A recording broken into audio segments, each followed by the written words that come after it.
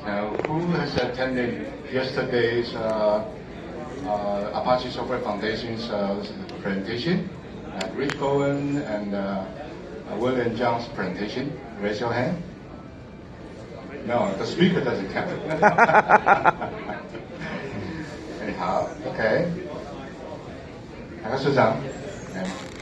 Thank you. Okay. Okay, I got it. Thank you. Yeah. Actually, I have more. So, welcome to this session. I'm starting counting my time. It's quite busy. I'm Ted Liu.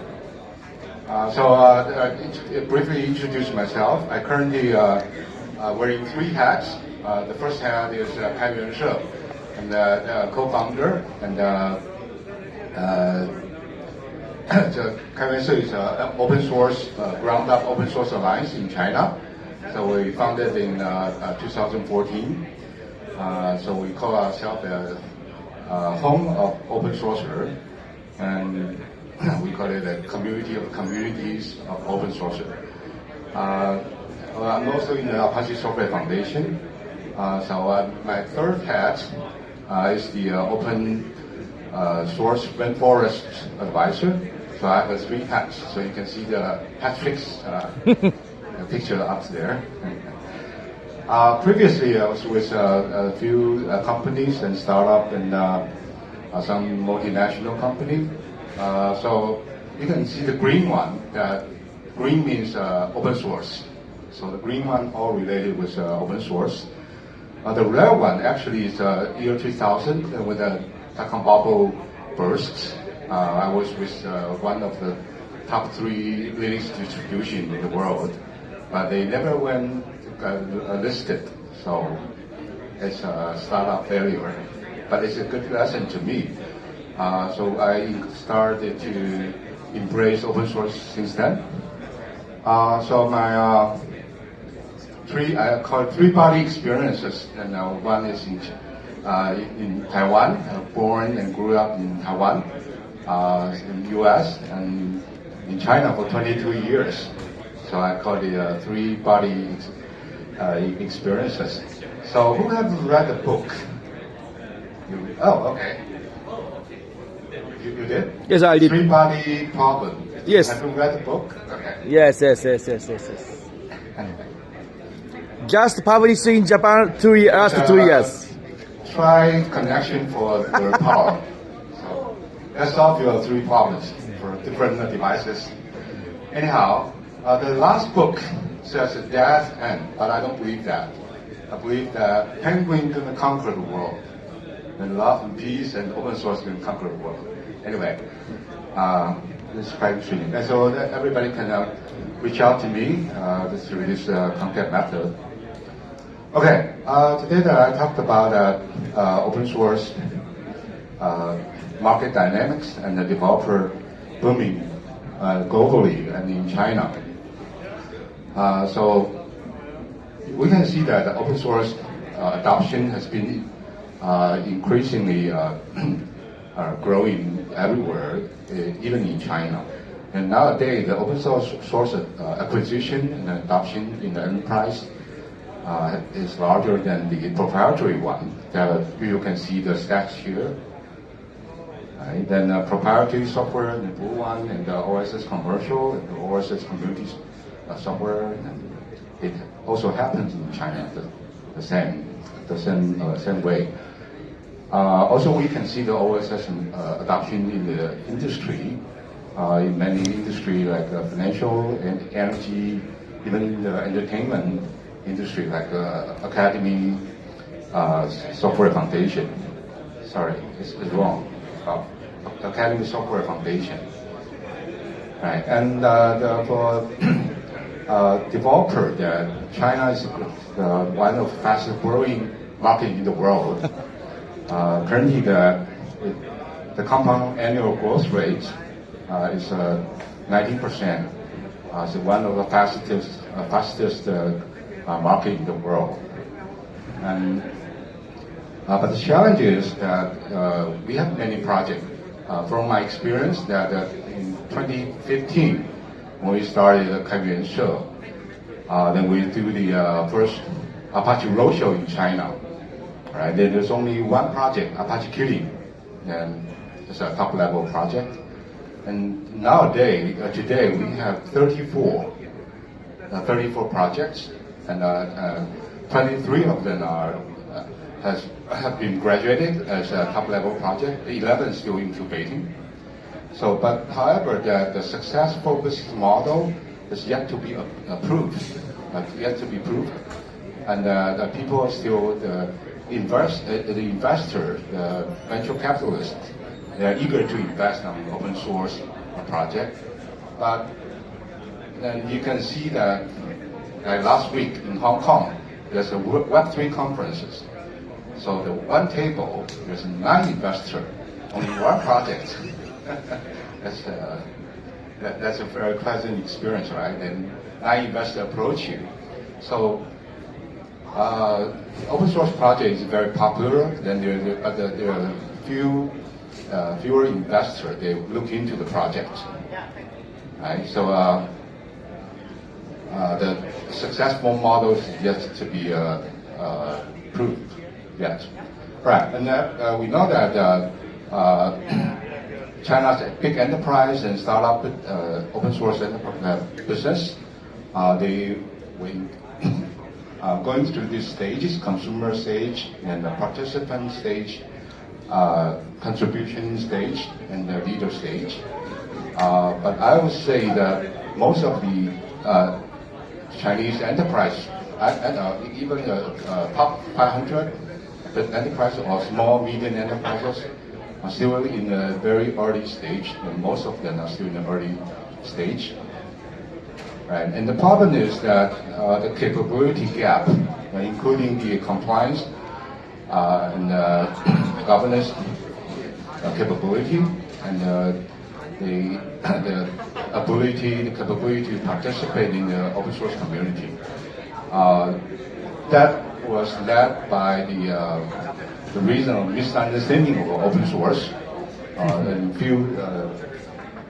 there are a few reasons.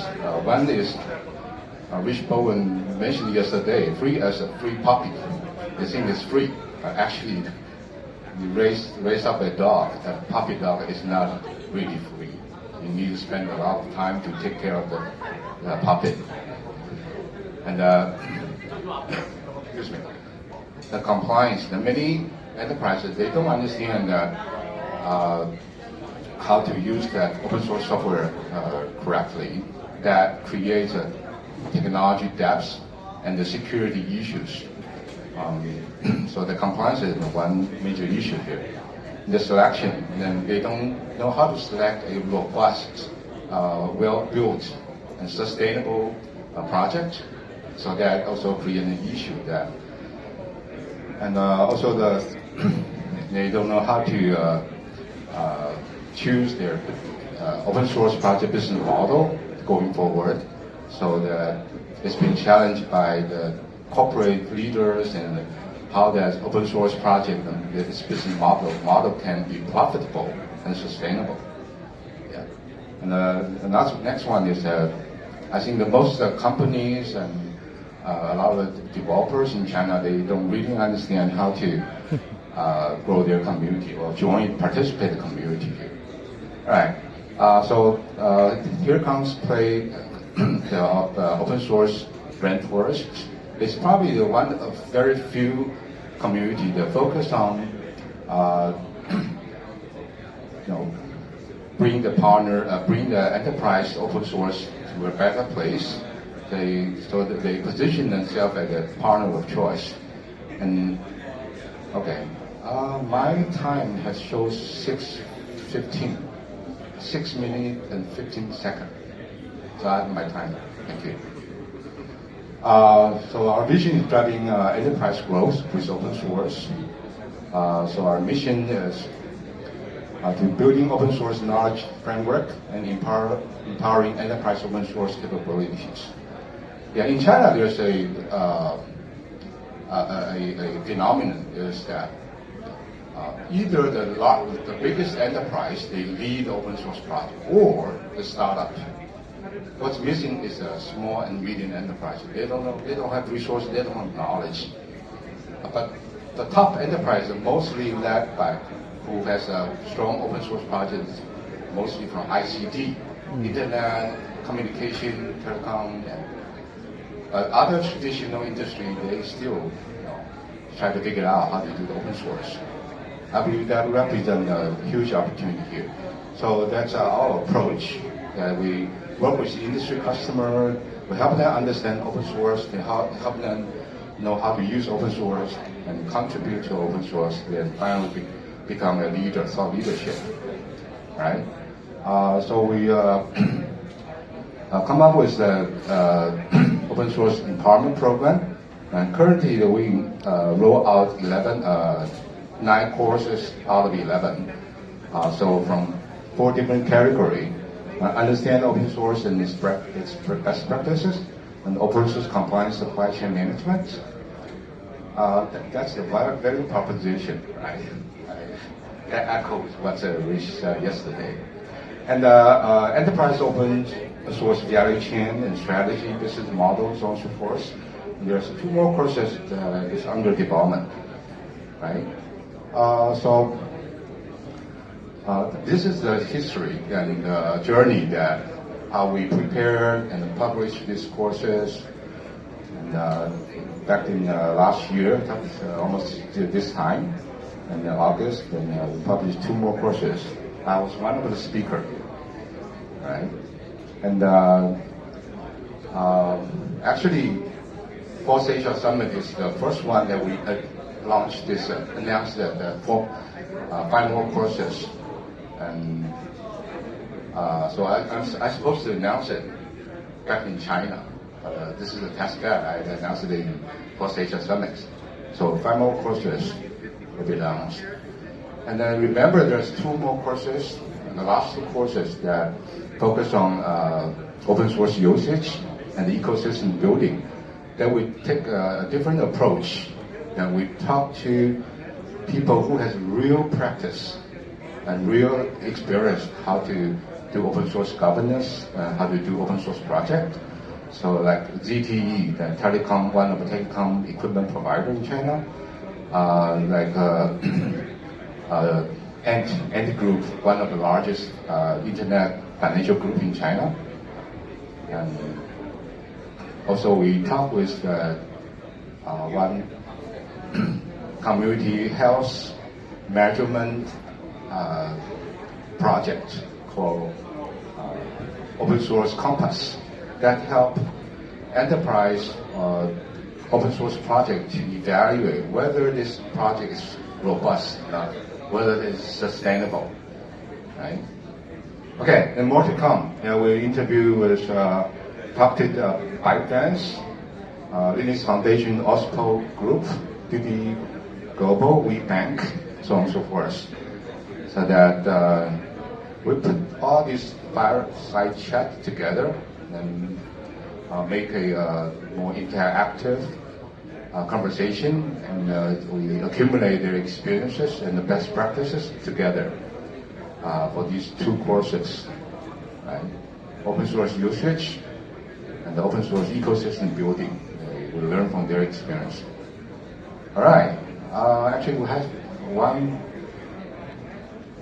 minute and 45 seconds. Anyone has more questions? I have a souvenir that you give. None? Then I'm done here. Thank you.